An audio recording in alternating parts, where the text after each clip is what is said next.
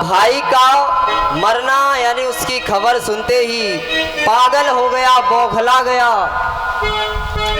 कि भाई का मरना सुनते ही और भाई का लोहू उबल पड़ा और कुछ सोच समझ अरे हिरण्याकश्यप अब सोचा और विचारा कि अब हमारी पेश विष्णु से ऐसे नहीं जाएगी, उसके जैसा ही हमें शक्तिशाली बनना पड़ेगा।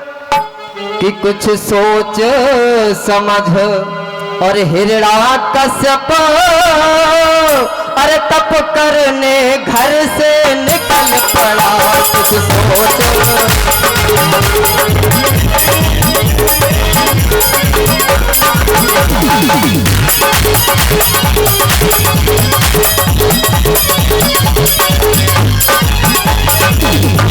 क्या कि भाई का मरना सुनते ही और भाई का लोहू उबल पड़ा। महाराज आज का समय वो है कि एक माँ के 2-4 बेटे हों वो आपस में नहीं बना पाते, ऐसे ही पुराने समय से चलता आ रहा। उस समय हिरण्याक्ष का वध सुनकर जैसे ही हिरण्याकश्यप को पता लगा तो उसका खून धमनियों में दौड़ने लगा कि भाई का मरना सुनते ही और भाई का लोहू उबल पड़ा और कुछ सोच समझ हिरण्याकश्यप कुछ सोच समझ हिरण्याकश्यप तब करने घर से निकल पड़ा। कुछ सोच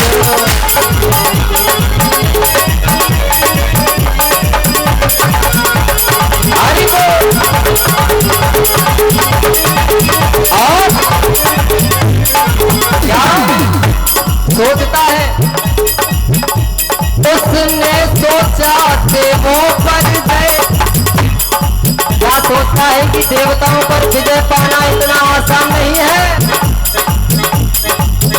उसने सोचा देवों पर जय साधारण एक समस्या है।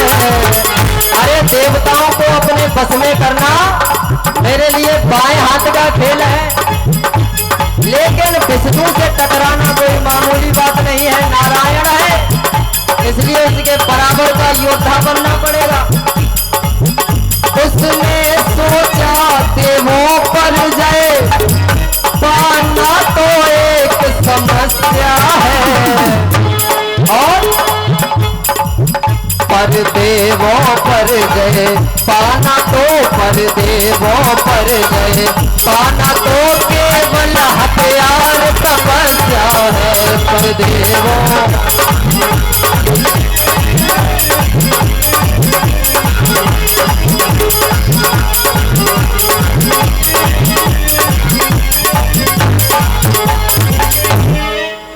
जैसे ही उसे पता लगा कि मेरे भाई का वध उस नारायण ने किया है तो उसका खून खौल जाता है और सोचने लगा कि यदि अब नारायण से टकराना है तो मुझे उसके समान ही बलवान बनना पड़ेगा। आज वह मंदराचल पर्वत की घाटी में तपस्या करने के लिए चला तो इधर भगवान की प्रेरणा से एक तोता वहां पहुंच जाता, या यूं कहिए कि वो स्वतः भगवान ही थे। और वो जैसे ही पहुंचा तो तोता नारायण नारायण नारायण नारायण उच्चारण करने लगा। अब तो वो सोचने लगा ये मेरे बैरी का नाम ले रहा है, समय खराब है, चलो वापस चलते हैं। वो अपने घर वापस आया और क्रोध में अपनी पत्नी से कहने लगा, बोली स्वामी आप तो तप करने गए थे। बोले गया था, लेकिन वहां एक तोता था जो नारायण नारायण मेरे दुश्मन का नाम ले रहा था। बोले अच्छा फिर? तो हम वापस चले आए। बोले ठीक। थोड़ी देर बाद कयाधु फिर पहुंची, कहा स्वामी वो तोता क्या कह रहा था? बोले नारायण नारायण। ऐसे कह के महाराज कयाधु ने अपने पति हिरण्याकश्यपु के मुखार बिंदु से 108 बार नारायण शब्द का उच्चारण करवा दिया। और 108 शब्द का उच्चारण जब कराया तो महाराज समझ लो एक माला हो गई। अब वो बोला आज नहीं, अब मैं कल फिर जाऊंगा। सुबह होती है और वो मंदराचल पर्वत की घाटी में जाता है, परम दारुण तप करता है। कई हजार वर्ष बीत जाते हैं, तब जाकर के ब्रह्मदेव वहां पहुंचे और क्या कहते हैं कि उत्तिष्ठोत्तिष्ठं भद्रं ते तपः सिद्धोऽसि काश्यपः। हे काश्यप नंदन, उत्तिष्ठोत्तिष्ठ भद्रं ते तपः। उत्तिष्ठो में खड़े हो जाओ, उठो, मैं तुम्हारे इस तप से प्रसन्न हूं, मांगो क्या मांगना चाहते हो। तो इसने कहा कि हे ब्रह्मदेव, आप मुझे अमरता का वरदान प्रदान करें। तो ब्रह्मदेव कहने लगे, अरे पुत्र, अमर तो हम स्वयं नहीं हैं, तो तुम्हें अमर का वरदान कहाँ से दे दें। क्यों, एक समय के पश्चात हमें भी मृत्यु को प्राप्त होना पड़ता है। बोले अमरता के वरदान को छोड़कर कोई और दूसरा वरदान मांग लो। तो आज इसने कहा, हे प्रभु, वरदान देना प्रारंभ करिए। क्या कहा कि कुछ अधिक नहीं, बस इतना ही, अरे बाहर न मरूं, भीतर न मरूं। इतना वरदान दे दो, ज्यादा नहीं मांगता हूं, कि मैं बाहर ना मरूं और भीतर भी ना मरूं। कि कुछ अधिक नहीं, बस इतना ही, कि बाहर न मरूं, भीतर न मरूं, और दिन में न मरूं, निस में न मरूं।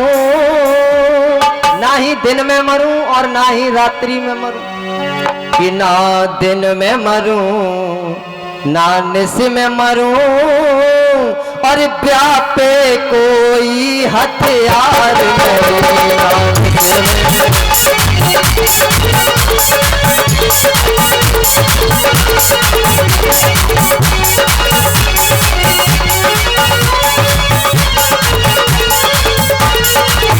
क्या कुछ अधिक नहीं, बस इतना ही, कि बाहर न मरूं, भीतर न मरूं। क्या बात है। दिन में न मरूं, निस में न मरूं, दिन में न मरूं, निस में न मरूं, व्यापे कोई हथियार मेरे निस में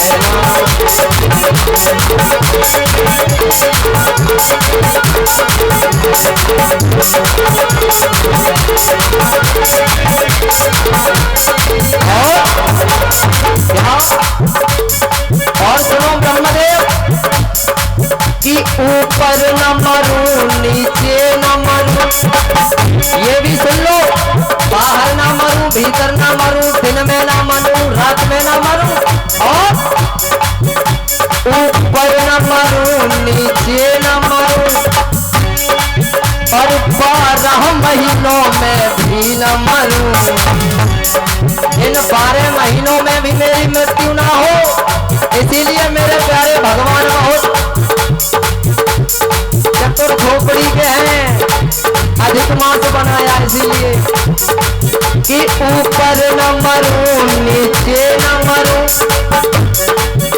इन 12 महीनों में न मरूं, और नर से न मरूं, पशु से न मरूं।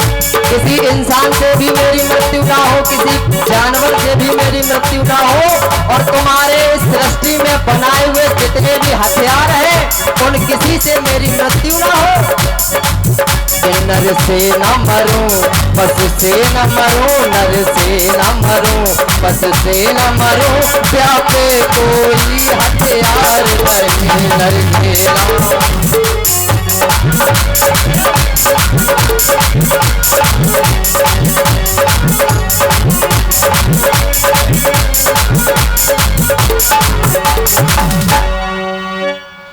हे ब्रह्मदेव कुछ अधिक नहीं मांगता हूँ, इतना ही दे दो कि ना बाहर मरूं ना भीतर मरूं, ना दिन में मरूं ना रात में मरूं, ना नर से मरूं ना पशु से मरूं, और यहाँ तक कि इन 12 महीनों में भी मेरी मृत्यु ना हो। अब आप बात तो वही हो गई, ब्रह्मदेव ने सीधे अमरता का वरदान देने से मना किया। अब या यूं कह लो इसे सीधा पकड़ लो या घुमा के पकड़ लो। सीधे सीधे देने से मना किया तो महाराज उसने धीरे धीरे घुमा के अमरता का वरदान लिया। लेकिन तुम वही बात आ गई, कल गुरुदेव बता रहे थे कि जिस खोपड़ी ने कंप्यूटर को बनाया, आप उस खोपड़ी को बहुत तेज समझते हो। जब इस कंप्यूटर को बनाने वाले की खोपड़ी इतनी तेज हो सकती है तो ये भी दिमाग लगाओ, जिस इंसान ने इसको कंप्यूटर को बनाया उसकी खोपड़ी इतनी तेज है, तो इस खोपड़ी के बनाने वाले की खोपड़ी कितनी तेज होगी महाराज। तो ऐसे ही भगवान, उनकी खोपड़ी बहुत तेज है, कहाँ जाओगे तुम भाग के, उसकी नजरों से छुप नहीं सकते हो।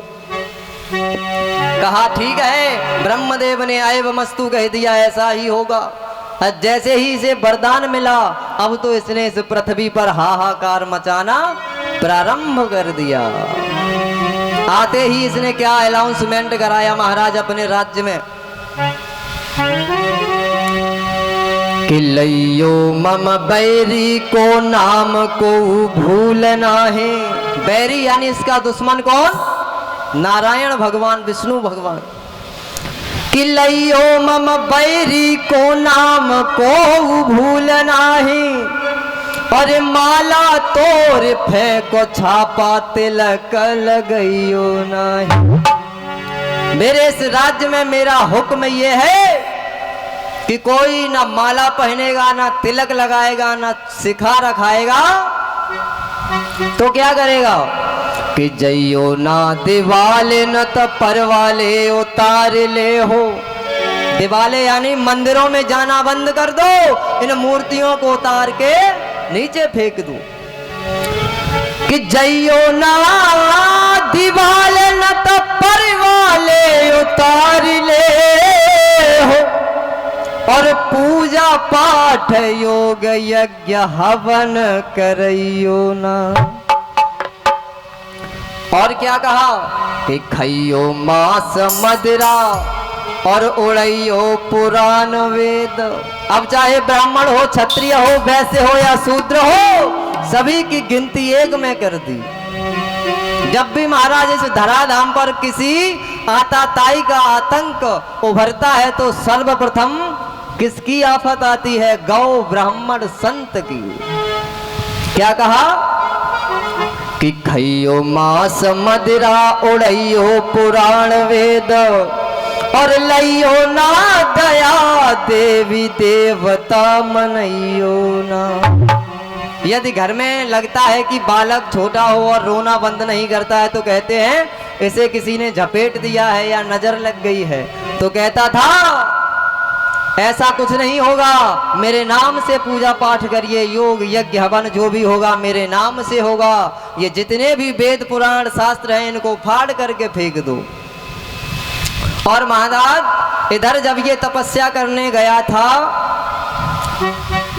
तभी इंद्र ने इसकी पत्नी कयादु का हरण किया, इसका वंश नष्ट करने के लिए। तो इसे इंद्र को देवर्षि नारद रोकते हैं रास्ते में और इसकी पत्नी कयादु को अपने साथ अपने आश्रम में ले जाते हैं। समय आने पर कयादु से एक पुत्र की प्राप्ति होती है और उस पुत्र का नाम नारद जी ने अपने आश्रम में ही नामकरण संस्कार किया, तो नाम रखा प्रहलाद। जब ये तपस्या करके आया, अनाउंसमेंट कराया, पता लगा कि इसकी पत्नी घर पे नहीं है, पता लगा के ये नारद जी के आश्रम में पहुंचा और नारद जी से मिला।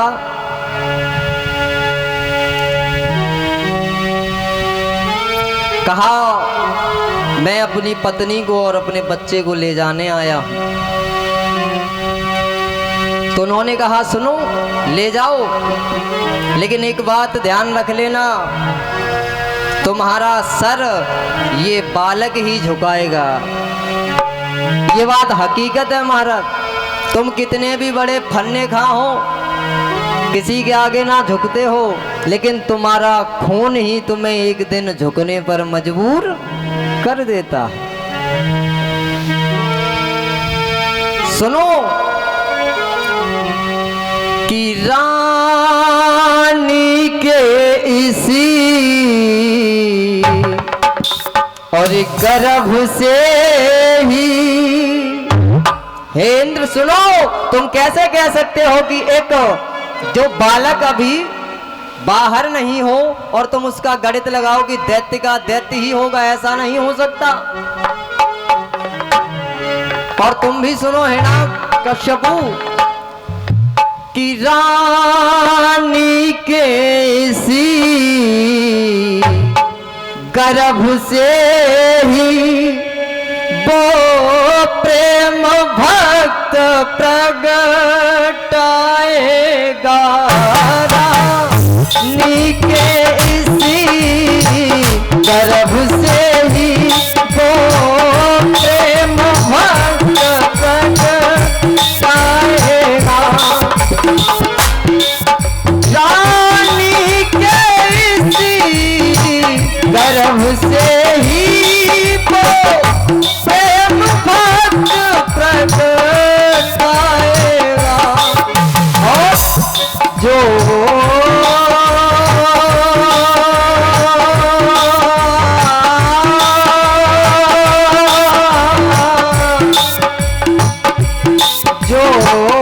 अपनी अटल प्रतिज्ञा से, जो अपनी अटल प्रतिज्ञा से तेरा प्रताप घटाएगा।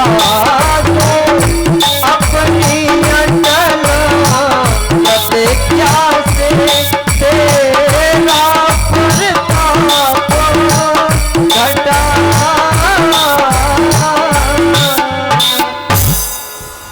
यही बालक तेरा समय आने पर शीश झुकाएगा। आज वो अपने बालक को लेकर हिरण्याकश्यपु और अपनी धर्म पत्नी को लेकर अपने नगर के लिए पहुंचा।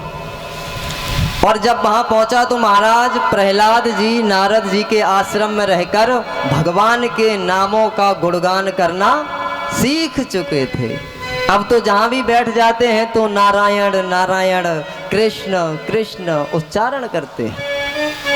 और महाराज बालक भगवान का ही स्वरूप बताया है हमारे संतों ने। जब वो नारायण नारायण शब्द का उच्चारण करते, अब तो इसका जो पिता था हिरण्याकश्यपु ये खिसियाने लगा। कहता यहाँ आओ, तुम वहां रह के आए हो आश्रम में, क्या सीखा? तो उन्होंने कहा पिताजी मैंने वहां श्री हरि नारायण के नामों का उच्चारण करना सीखा, उनकी भक्ति करने सीखी। अब तो ये आग बबूला हो जाता है। गोदी से उठाया और जमीन पे पटक दिया। प्रहलाद का मन प्रभु के प्रति इतना अगाध था कि भी जोर जोर से रो रो कर भगवान के नामों का उच्चारण करते।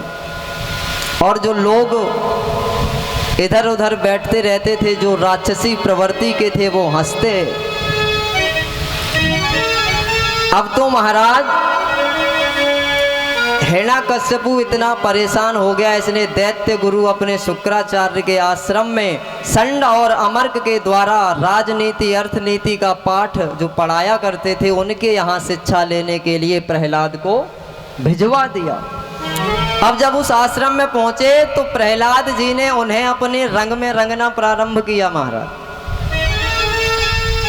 यही तो एक भक्त की पहचान होती है। यदि भक्त होगा तो राक्षसी स्वभाव वाले व्यक्ति को भी अपने ही में समेट लेगा, उन्हें भी भक्ति करना ही सिखाएगा। और जो दैत्य राक्षसी प्रवृत्ति के लोग होते हैं वो तो तुरंत उन्हीं की तरफ आकर्षित हो जाते हैं। तो भक्त प्रहलाद ने दैत्य गुरु शुक्राचार्य के आश्रम में भी उनके शिष्यों को अपनी शिक्षा देना प्रारंभ कर दिया। अब तो संडमर्क भी परेशान हो गए जो इनके गुरु थे। उन्होंने ले जा करके पुनः वहीं छोड़ दिया घर। कहा लो महाराज, हम इसे शिक्षा दीक्षा नहीं दे सकते, ये तो हमारे आश्रम के बच्चों को ही उल्टी शिक्षा देता है कि नारायण नारायण जाप किया करो। अब तो हिरण्यकश्यपु इतना दुखी हो जाता है कि उसने भक्त प्रहलाद को पहाड़ से फेंकवाया, लेकिन भगवान की कृपा से प्रहलाद महाराज बच जाते हैं। हाथी के पैरों तले कुचलवाया, फिर भी बच जाते हैं। एक बंद कमरे में कर दिया और विषैले सर्पों को छोड़ दिया। लेकिन प्रहलाद का स्वभाव था महाराज कि वो प्रत्येक जीव के अंदर भगवान का ही दर्शन करते थे। जैसे ही कमरे में विषैले सर्पों को छोड़ा तो प्रहलाद ने दोनों हाथ जोड़े और कहा, प्रभु आज इस रूप में दर्शन देने आए हो। तो वो उस सर्प में भगवान नारायण का ही दर्शन होता है, वहां से भी बचे। अब तो ये हैरान हो गया। आज इसने अपनी धर्म पत्नी कयादु को बुलाया और आदेश दिया, कहा कि तेरा बालक है, इसे समझाती है तो ठीक, और ये ले जहर, या तो ये नारायण नारायण कहना बंद कर दे, मेरी बात को मान ले, और यदि ऐसा नहीं करता है तो तू अपने हाथ से खुद से जहर पिलाकर मार दे। अब जरा विचार करिए, ऐसी कौन सी माँ होगी जो अपने हाथों से अपने ही बच्चे को जहर पिलाए। यहाँ महाराज को मजबूरी होती है। क्या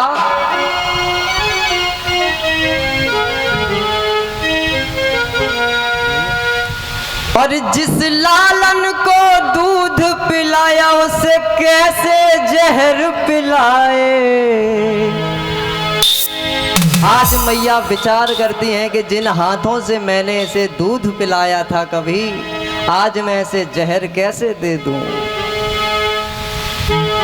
नारी की महाराज मजबूरी हो जाती है।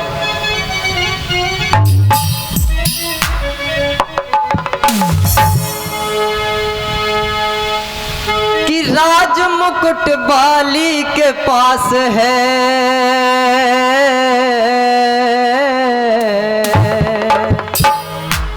अरे राज मुकुट बाली के पास है, उसको है वापस लाना।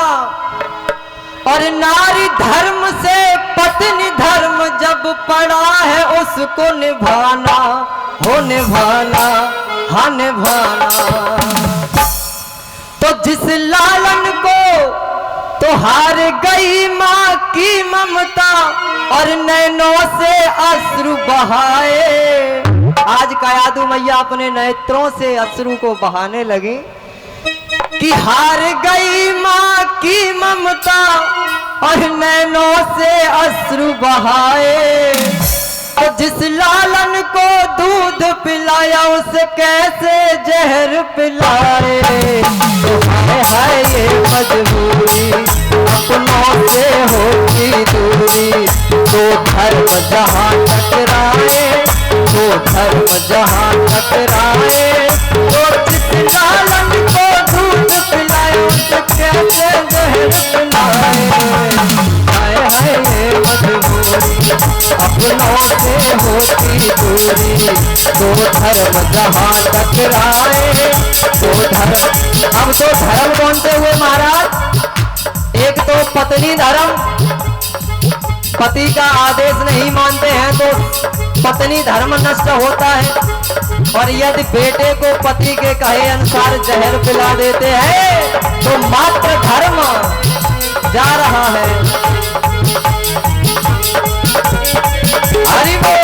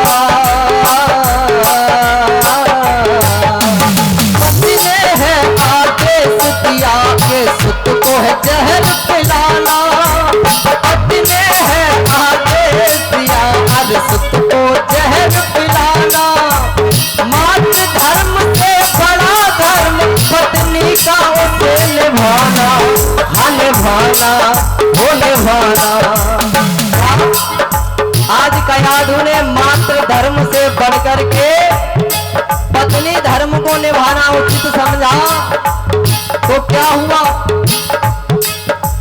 मात्र धर्म से बड़ा धर्म पत्नी का उसे निभाना, वो निभाना, निभाना।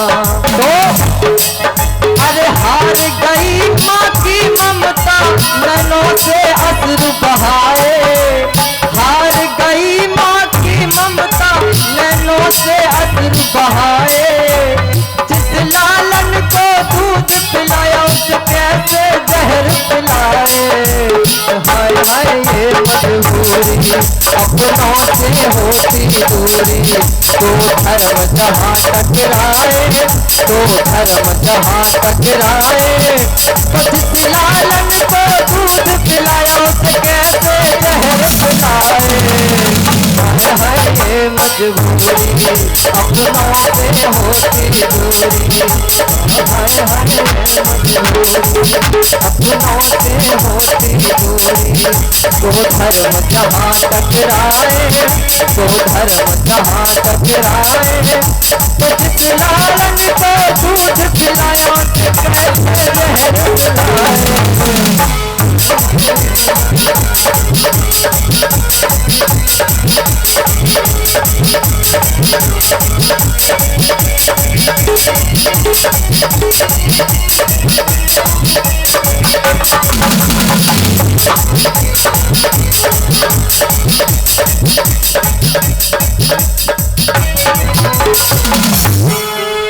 तो आज कयाधु मैया विवश हो जाती हैं।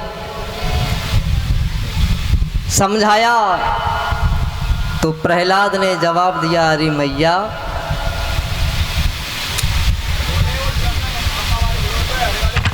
इस संसार सागर में जो आया है उसे एक ना एक दिन जाना ही है, तो क्यों ना अच्छे कर्मों को ही किया जाए, भगवान नाम का उच्चारण किया जाए, जिससे इस जीवन की सद्गति हो सके। आज मैया विवश हो जाती हैं और उन्होंने एक पात्र में जहर को घोला और प्रहलाद को दिया। तो प्रहलाद ने भगवान का स्मरण किया, तो आज भगवान नारायण ने भोलेनाथ को आदेश दिया, कहा हे प्रभु आप आज मेरे भक्त की रक्षा करें, क्यों विष का पान तो आप ही करते हैं। तो आज भगवान भोलेनाथ ने आंतरिक रूप से उस विष का पान किया। कुछ समय पश्चात जब हिरण्यकश्यपु वापस आया, देखा कि वो तो खेल रहा है बालक, तो कहा तूने मेरी आज्ञा का उल्लंघन किया, इसे विष नहीं पिलाया। तो उन्होंने कहा स्वामी मैंने पिलाया है। तो उसने एक आवाज दी, एक सिपाही को बुलाया, थोड़ा सा जल डाला और उस कटोरे को कहा कि इसे पान करो, जो भी जल पड़ा है इसमें। जैसे ही पिया तो महाराज उस सिपाही का प्राणांत हो जाता है। अब तो ये बहुत परेशान हो गया। इसने एक योजना बनाई, अपनी बहन हुंडिका को बुलाया और उसे सारी बात बतला दी। प्रहलाद को उसकी बुआ हुंडिका ने लिया, अपनी गोद में बिठाया और जो शीत वस्त्र था उसके पास वो उसने उड़ा लिया। उसमें अग्नि प्रज्वलित की गई। तो महाराज प्रहलाद भगवान तो बच जाते हैं भगवान की कृपा से, और उसकी जो बहन थी हुंडिका उसका प्राणांत हो जाता है। अब तो ये और परेशान। इसने क्या कहा कि एक दिन इसे बुलाया और कहा कि देख, जब भी मैं तुझसे पूछता हूँ कि तेरा भगवान कहाँ है, तो तू कहता है कि कृष्णम सर्वम जगत, यानी ऐसी कोई जगह नहीं है जहाँ तेरा परमात्मा ना हो, यही कहता है ना। बोले हाँ, ऐसी इस संसार में कोई वस्तु नहीं है, कोई जगह नहीं है जहाँ पर मेरे प्रभु का वास नहीं है। बोले अच्छा, तो क्या इस तपते हुए खम्भे में भी तेरा भगवान है? बोले हाँ। अब वो लाल खंभा था गरम किया हुआ। भक्त प्रहलाद थोड़े हिचकिचाए तो भगवान ने सोचा कि सारा समंदर तो इसने पार कर लिया, अब किनारे पर आकर कहीं ये डगमगा ना जाए। तो भगवान ने एक चींटी का रूप बनाया और उस खंबे पर रेंगने लगे। जब प्रहलाद की दृष्टि पड़ी तो सोचा, जब इस जीव का कुछ नहीं बिगड़ रहा है तो मेरा क्या होगा। भक्त प्रहलाद ने उसे अपने हृदय से लगाया, और जब हृदय से लगाया, इधर जब प्रहलाद जी को कुछ ना हुआ तो हिरण्याकश्यपु को क्रोध आया और इसने मारने के लिए तलवार उठाई। जैसे ही तलवार उठाई तो आज मेरे प्रभु अपने भक्त की रक्षा करने के लिए उसी खंबे को फाड़ करके प्रकट हो जाते हैं।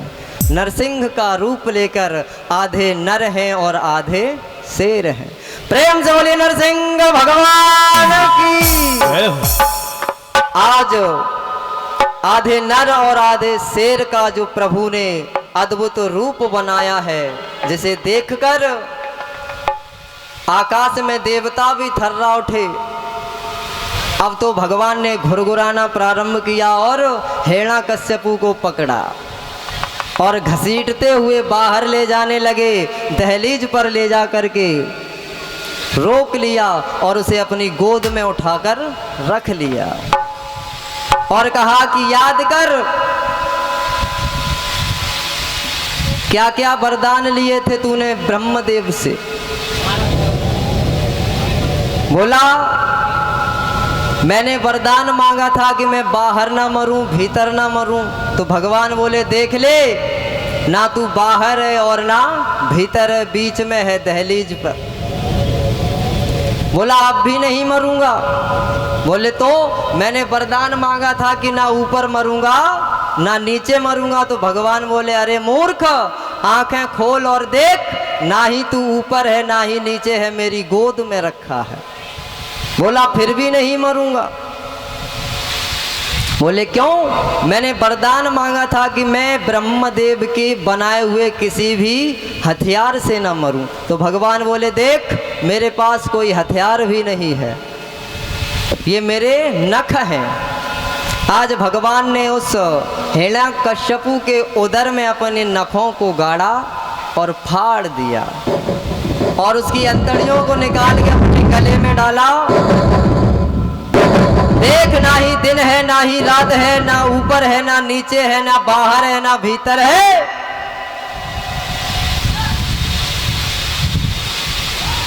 आज भगवान ने उसका प्राणांत कर दिया। थोड़ी देर खिलाते खिलाते उसका प्राणांत करा। आज भगवान घुरघुराने लगे। अब तो सभी देवी देवता घबराने लगे, क्यों? उनका क्रोध शांत नहीं हो रहा था। सबने कहा कि हम देखते हैं। लक्ष्मी मैया को भेजा। बोले, हमारे तो पति देव हैं, 24 घंटे साथ ही रहते हैं। महाराज जिस रफ्तार से गई थी मनाने, उसी रफ्तार से वापस भी आ गई। क्यों? जब भगवान किसी भक्त के कारण अवतरित होते हैं तो वो अपने भक्त के सिवा किसी को देखना पसंद नहीं करते। आज सभी देवताओं ने कहा कि जिसके खातिर इन्होंने ये रूप धारण किया है, अब इनको वही शांत करा सकता है।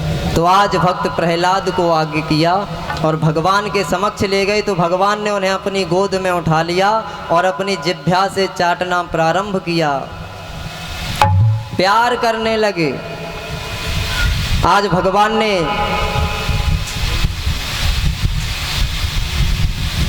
लाड़ किया, प्रेम किया। तो भक्त प्रहलाद स्तुति करना चाहते थे। मैया सरस्वती की कृपा से उन्होंने भगवान की कुछ शब्दों में स्तुति की।